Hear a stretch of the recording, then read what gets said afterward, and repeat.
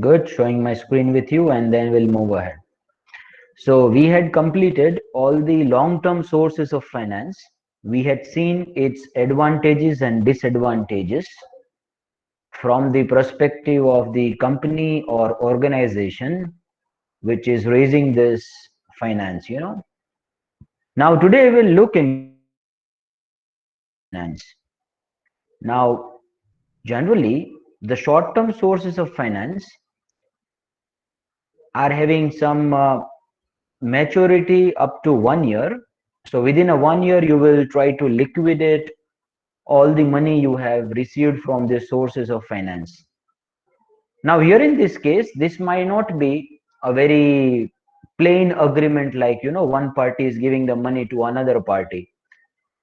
It may be some other sources of and kinds of the finance as well. So we'll look into that. So I hope my screen is visible to everyone. And I'm going to share this document with all of you. This contains some advanced sources of finance. So let me first take the venture capital. You might not be very much aware about it. Now, venture capital is basically used when the startup financing is there. When you come up with a particular startup or a setup for a business and you want to raise the money for that startup, then venture capital is widely used by those startups. Along this one is a very famous source of finance for the startups. So basically what happens is that a one party may not be capable enough to finance your entire requirements. So that's why they pulled the funds.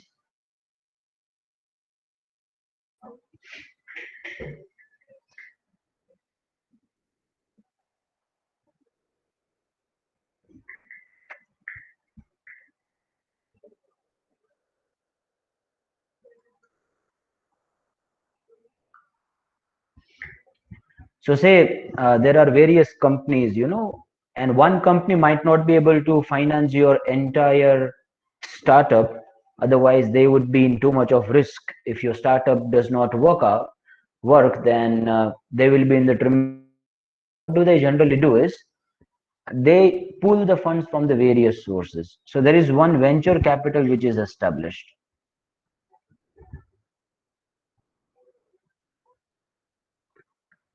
Now, venture capital will be the cumulative money which they have received from the various sources, source A, source B, source C. Now, so all these sources might be companies, might be organizations, might be individuals like you and me, or might be anyone. But if only one company is taking the responsibility to finance your startup, then the risk position is too much. That's why they try to pool the funds to finance the startups. Now here they have got a tremendous amount of money gathered from the various sources, say 10 crores. Now if new startup ideas takes place, then this money gets distributed to those startup ideas. Now generally they invest in the equity. So they give you the ownership. You will have to give them the ownership, the venture capitalists, but obviously the one care needs to company should remain with the original promoters, who are coming up with the startup. So at least 51 percentage of the holding must be there with the existing shareholders, promoters, and 49 percentage or up to 49 percentage of the holding may be given to the venture capital. Now, venture capital would be a company, and that company would be the shareholder in your startup. Now, this is basically a pooled funds, and that pooled funds is invested into various startups in terms of direct equity. So that's the venture capital. You may approach various venture capitals if you have got nice idea. There are various companies in India. It was initially started by IDBI, and then the private sector banks have created their own venture capital funds. There are few other venture capital individually. You go to some, you go to Mumbai over there, you get various companies which provides such kind of venture capital funds. You may approach them directly as well through online mode. And obviously before that, it is advisable that the prototype of your startup is registered somewhere, so that there wouldn't be any risk of loss of idea. So if you have got some really good idea, then the first thing is to be done is to register the prototype of this startup, so that it will not be snatched away from you. And then you may approach the venture capitals for financing your startups. Now that's the one way. Then a second way is the debt securitization, widely followed by the banks and financial institutions. So what happens in the debt securitization generally is that I'm just taking that over there because here this document doesn't allow me to edit.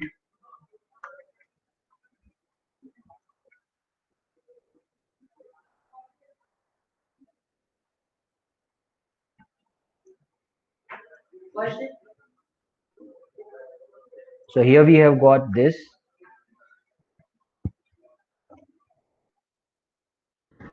Happens in this debt securitization. Now, see, these companies are giving you the loans, for the home loans they give you the car loans.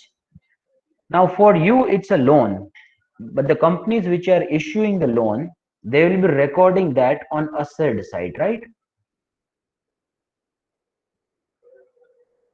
So on asset side, they have gathered this advances, which advances are given to you and me in terms of the car loans, in terms of the home loans. So banks and financial institutions, non-banking financial companies, they have a pretty good amount of asset side, which is basically the loan given to the other. Now what happens is that they have got a very good amount of loan in their asset side, which loan may be risky for that loan may be risky for them, because there is a risk of non-performing asset in that. If someone would be doing the bad debts, then they would be suffering from the losses as well. So they have found one way, they can issue the security of this assets. So what happens is that this company would be putting this assets somewhere in a special purpose vehicle. Now, special purpose vehicle is just a terminology used to create a different form of fund. So this is a different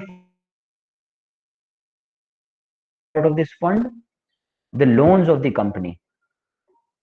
This is, say, one company. Then there would be another financial company or a banking company which would again be having the assets and advances like the first one, in terms of loans and advances which they have issued to us. So they would also be gathering the money over here. Similarly, C, similarly, D. So everyone would be gathering some amount of money over here. That is nothing but the loans and advances which.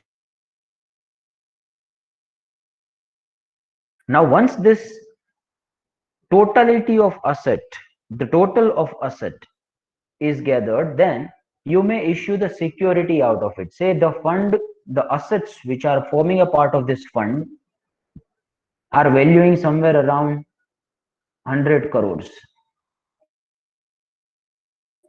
This 100 crores may be further divided into various units.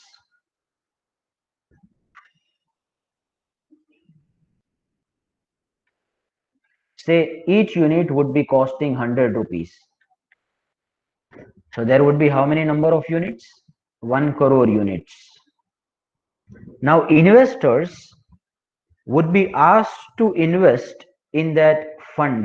So if you have the capacity to invest into 5 units, you may purchase the 5 units. Someone would be having the capacity to invest in 100 units, they would be investing 100. Someone would be having 1000 units capacity. So basically what happened is that there was one asset which was taking too much of time for the liquidity for these banks and companies and financial institutions. If they would have waited till the time of expiry of these loans, then they would be receiving the money after a long period of time, because some of the loans might be maturing after 5 years, 10 years, 15 years.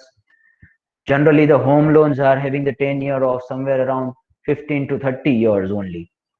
Now, in that case, if they want to liquidate this money, if they want to use this money for their business on a constant basis without keeping their money blocked for a long period of time, then what do they do? They would create the fund out of those assets. So basically, all those assets will be pulled together, and those assets will be there under a one special purpose vehicle. Now, whatever the valuation of that asset arises, that would be done by the certified valuers, by the financial analysts of the company, and that would be agreed upon by all the parties in this contract. From that, a small units would be framed. Now, what will be the income of this units would be issued? So basically, there would be now new investors will be investing into these units.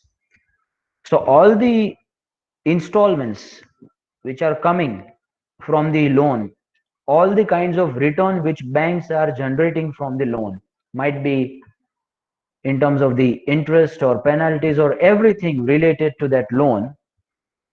Now that money will be handled by this fund now. So this fund will keep on receiving the money from the customers directly. Now banks and non-banking financial companies are out of the picture entirely. They have transferred their loan to a different party. So these people will keep on receiving the money, and this special purpose vehicle will now issue this money to the investors who have invested in this special purpose vehicle. That may be on a lump sum amount, or on a time to time basis they may give some amount of money as and when they receive it from the customers of the banks. So it's basically a transfer of the loans. Then one special purpose vehicle is created.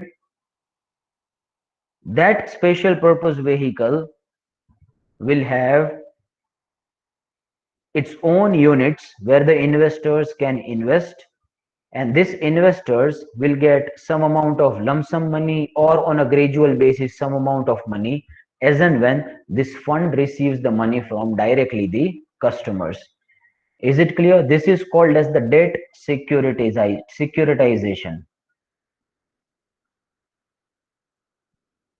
So what you have done is, there was a debt issued by these financial institutions and companies. It can also be called as the asset securitization. Basically, the debt which was given by them is an asset for them. For you, it's a liability, a debt, the individuals who are taking. But the banks and financial institutions, for them, it's an asset. It's there in their advances side. So they have created the security out of those assets, and people can invest into those securities. So what could be the advantages for the company? The first advantage is that if this wouldn't have taken a place, then this money, the tremendous amount of money of the asset, would have been blocked for a very long period of time. So now that money is liquidated, some other investors have invested into this, and what happens is that there is a transferability allowed for this number of units invested by the investors. So say C do not want to hold these units anymore, then C would be, or any investors, sorry, say this investors would be 1000 investors. Now if one investor do not want to remain in this security, then he would be selling his or her stock to units to a different investor. So there is a liquidity maintained between these investors as well. So basically what happens is that too much of money that is blocked by a financial institution, they will be liquidating that money by creating the security out of it. So various banks follow this practice. Recently, SBI has given their bid, they have sold their loans to other parties as well. Many of the banks indulge into this kind of a practice because they do not want to keep this money blocked for a very long period of time. They want to create the money out of it as quickly as possible. Information from the students, please, that you are clear with venture capital as well as the debt securitization. Any doubt till now? All of you?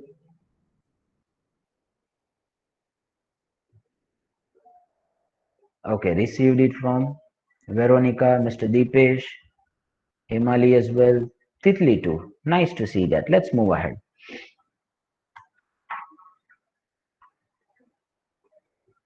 Then, friends, it comes to lease financing. Now, you people might be aware about the term called lease. Can you just tell me what do you mean by the lease if you have any idea about it? What is the lease? Any idea? You can unmute yourself. You may write your answer in the chat box, whatever the way feasible to you.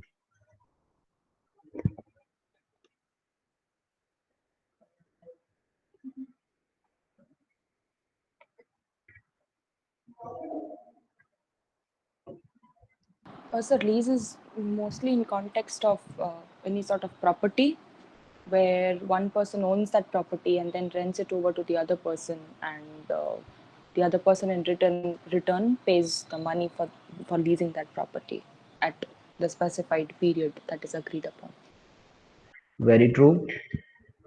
That was stated by Miss Veronica too, rightly stated by Miss Hemali as well. So it's basically the property which you want to utilize in your business, but you do not want to purchase that property. You do not want to take the risk of obsolescence of that property, the risk of ownership attached with that property.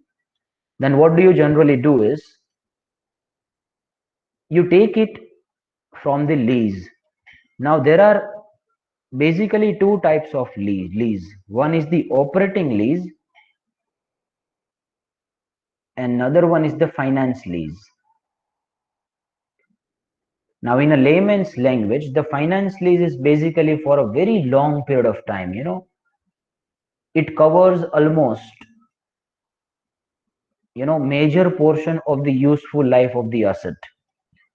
So around 70 or 80 or almost 100 percentage of the useful life of the asset would be utilized in this period of finance lease.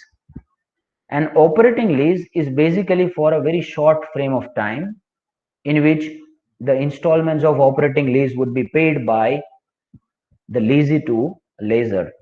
So there are two parties. One is lessor, another one is leasee. Now, lessor is basically the party who will be giving this asset on a lease to leasee. So this leasee would be making the payment of lease,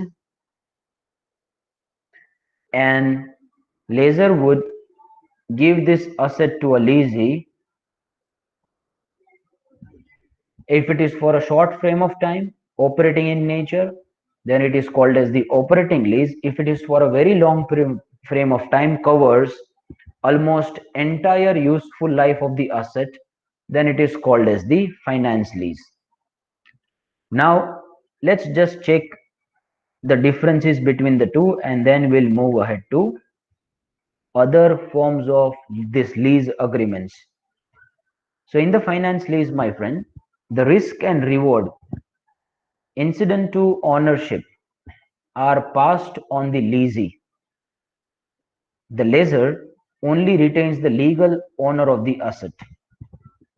Now, what happens is that in the finance lease, all the powers related to the asset are transferred to the leasee. Now, leasee may again sublet this property or asset to some other fellow. So if that fellow wants to generate the income from it, then it would again be subleased. So all the powers related to earning the income from that asset, making some modifications and changes into that asset would be transferred to a leasee significantly. But in the operating lease, only the power to use would be given. So basically, it's the distinction between the powers, that how many powers, how much of powers related to that asset you transfer to the leasee. So if significant powers of this asset are transferred to a leasee, that power would be related to further generating the income out of it, to give this asset or property on a sublease to some other investors or people. So all the powers are transferred for a very long period of time to the leasee. That's called as the finance lease, while operating lease is just the power to use it for their own business or professional purposes. The risk of obsolescence is bared by the the leasee over here. The finance lease is basically the ownership. Almost the entire ownership is transferred to the leasee. Just a legal title and the document contains the name of the lessor as the owner. Rest every rights and controls authorities related to the assets are transferred. So the risk related to those assets, the obsolescence risk, say one machinery has been given on the finance lease basis, but that machinery is now outdated. That was having earlier the useful life of 20 years, but that useful life is reduced to just 10 years because new advanced machineries have started taking place in the market. Now that risk of obsolescence of the asset would be borne by the leasee in case of the finance lease, because when the powers are transferred, the responsibilities are transferred as well, right? But in case of the operating lease, that risk is not transferred to the leasee. It would retain with the lessor only. So if some technological changes take place, if some useful life of the asset gets reduced, this every kind of the risk would be borne by the person who is giving the asset on the lease, that is lessor. In finance lease, the lessor is interested in his rentals and not in asset. He must get his principal back along with the interest. Therefore, the lease is non-cancelable by either party. So basically, the lessor who wants to give the asset on a lease, he is not at all interested in the asset. He is just a party who is financing this lease. But in the operating lease, the lessor has got some interest in that asset as well. He is owning that asset. He want to further lease it to someone else once the lease period is over. So obviously it is for a short frame of time. So it's say for 1 or 2 years. After 2 years, there is still a plenty of useful life left in the asset. It would be used by some other fellow now. That would again be leased to some other people. So lessor has got some interest in that asset. It matters to him if some changes are taking place in the asset. It matters to him if the technological obsolescence is taking place. Right? Now, the operating lease, once that period would be over, no, say the 5 years or 3 years or 6 years, whatever the period is established, once that period would be over, that asset would be transferred back to the lessor. But in the finance lease, there is an option given to, sometimes it may be compulsory from the part of the leasee to purchase it when the lease period would be over. So let me just give you an example by using the Excel file here. So say there is one party who is a lessor who is giving the asset on a lease to leasee. Now, once this finance lease period is over, say that was for 20 years, then the ownership of this asset would be legally transferred to the leasee in majority of the situations. Now, in some cases, there might be the option given to the leasee that they will not be forced to purchase this asset, but they have the option to purchase this asset once the useful life of this asset is over, or the useful life or the lease period is over, which is for a pretty long period of time. But in the operating lease, the ownership is not transferred. The lessor will get back his asset because he want to sublet this asset to some other people now, because useful life is still remaining significantly. I hope you are able to get the difference between the two now. Now you may explore those differences further, but there can be some other types of the leases arrangements made by the people.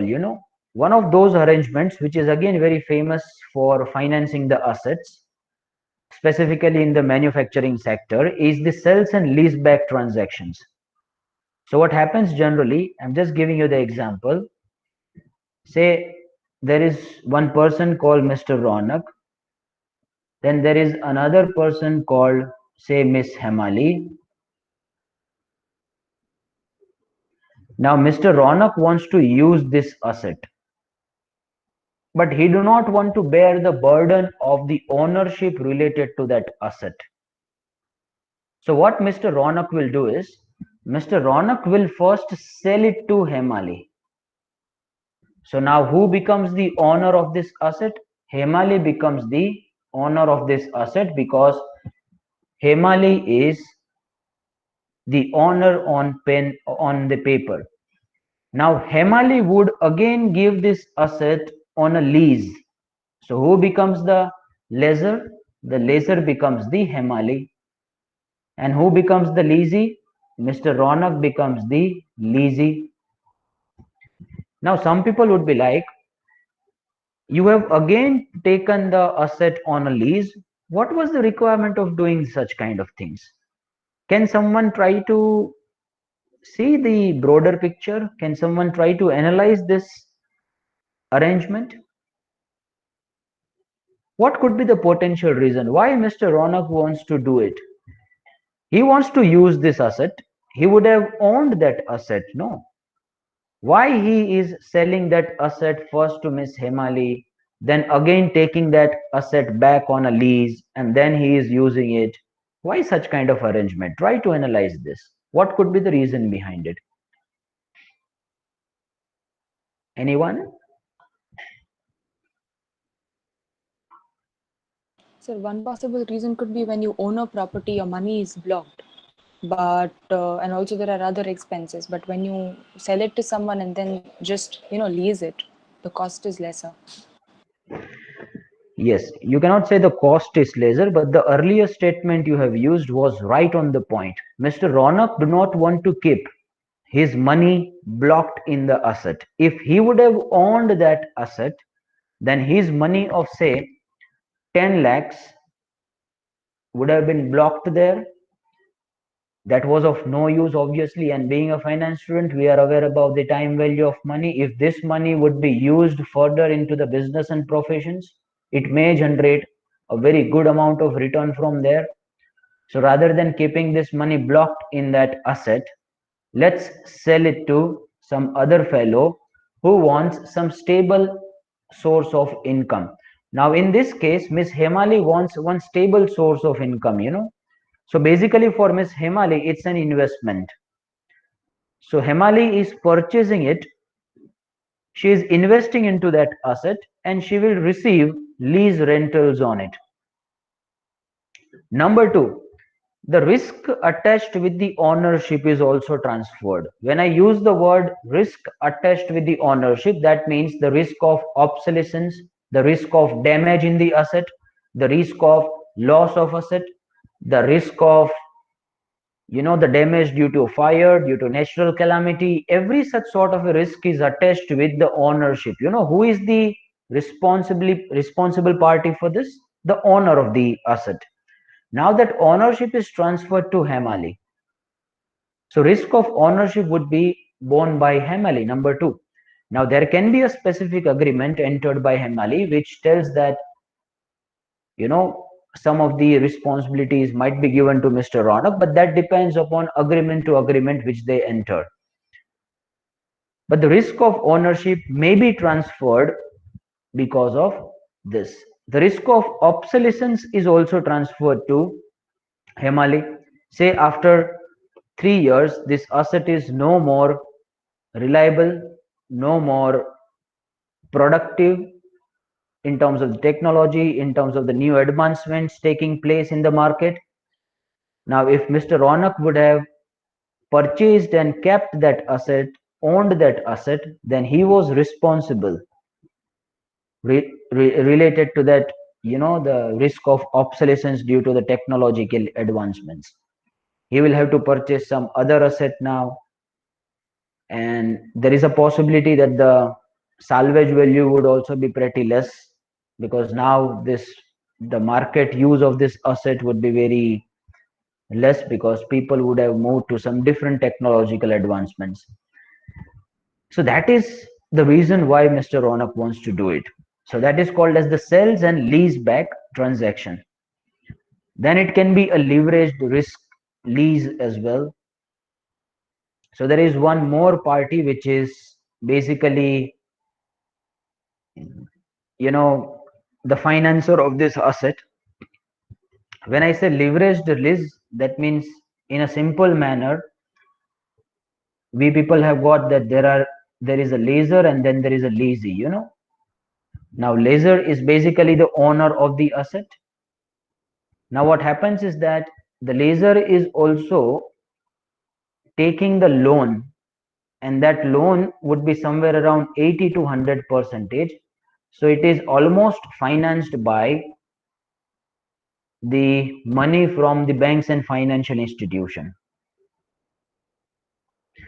Now why leasee couldn't approach the bank directly? There could be various reasons behind it. The lessor would be so much economically powerful that he would be enjoying some benefits of his magnitude of scale, some benefits of his gigantic capacity, some benefits of his reputation in the banks and financial institutions. So if the lessor is financially powerful, he would be able to negotiate this loan better. So what he will do is that he would be able to get the terms of loans and borrowings favorable for the lessee. If lessor would have taken that asset, possibly the 10% of interest would have been charged on that asset. But if the lessee, if this, directly this lessee would have taken that asset, the 10% of loan would have been charged as an interest. The lessor might be able to get it only at 8%. So basically you are saving 2% from this. Number two, the lessee might not be in a financial position to take the loan. His or her assets would have been occupied in the security. All the assets are already secured against the existing debts and borrowings. So he is no more able to take the fresh loans and borrowings. So that's why he is taking the help of the lessor to raise the money. So it's basically you use the reputation of the lessor to get the favorable terms on the loans and borrowings. That is called as the leveraged lease. I hope you are getting my point. May I have the confirmation till now from all the students, please? All of you.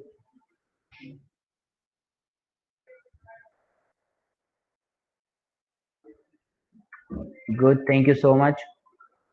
Let's move to the third arrangement, which is again very famous for the manufacturing equipments. So what happens is that, see, there are few buyers for the manufacturing equipments. If you consider some of the technological equipments, advanced machineries, then only few handful manufacturers would be able to afford such machineries and technological equipments. Now there won't be any print media or TV media for the advertisement, because obviously the target audience is very small, very precise, which is financially very powerful target audience. There are less in numbers, so there is no point of doing the advertisement of such kind of the assets on print media or in the TV media. So they want one person who is doing the marketing of it on one-to-one basis, because generally for such kind of the huge investments, there has to be the marketing on a face-to-face basis. One person should be actively engaged in doing the marketing of it. So what happens is that, say there is one manufacturer who wants to sell his asset to some fellow. Now there will be a one party who is the middle party and who is the marketer of that asset. So that marketer would be finding individual clients for that manufacturer. Now that manufacturer is dealing in some highly complex technological equipments or some machineries or fixed asset, as the case may be. Now marketer would be finding the buyers for that. Now what happens is that if the buyers will not have the money to purchase it directly from the manufacturer, then what will happen is that buyers would enter into the lease contract with marketer. So marketer would become the lessor and buyer would become the leasee. So leasee would be using that asset and marketer would be receiving the lease installments.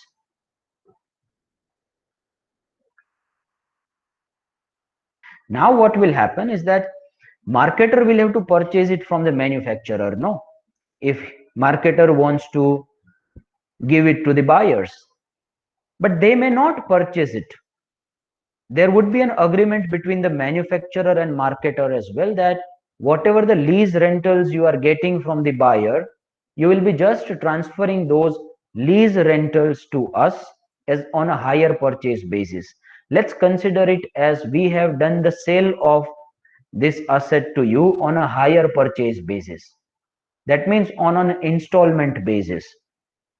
Now how the marketer would be gathering the installments? Obviously all the installments he is getting from the leasee, the lease installments would be straight away transferred back to the manufacturer, and that would be in the form of installment.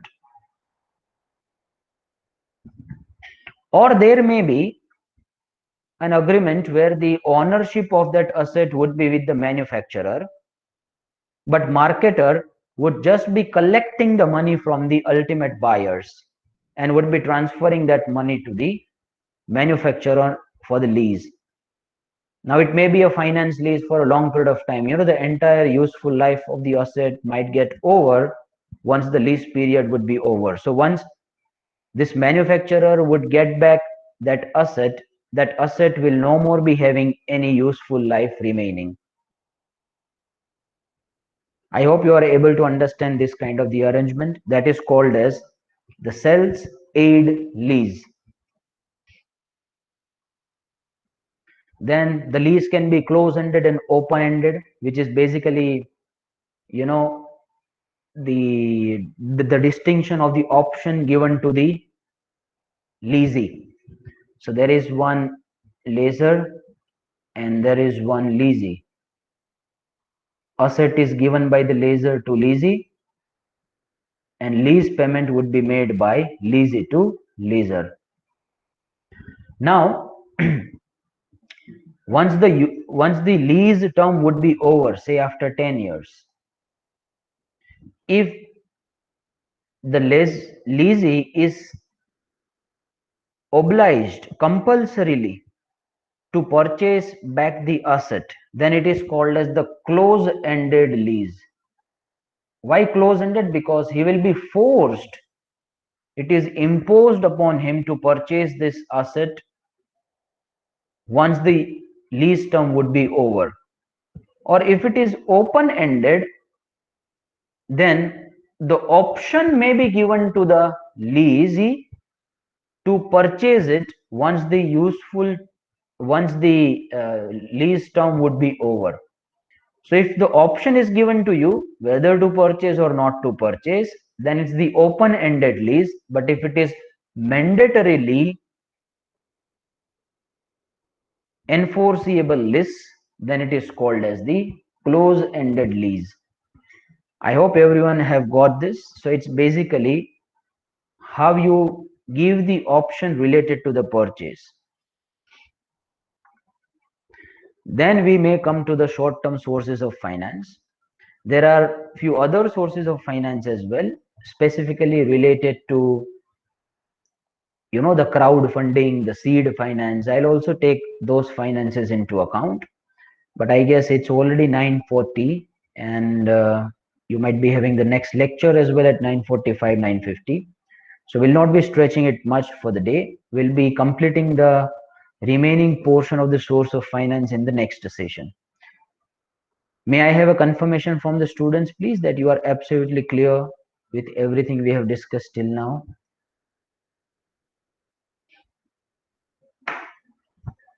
Good. Thank you so much.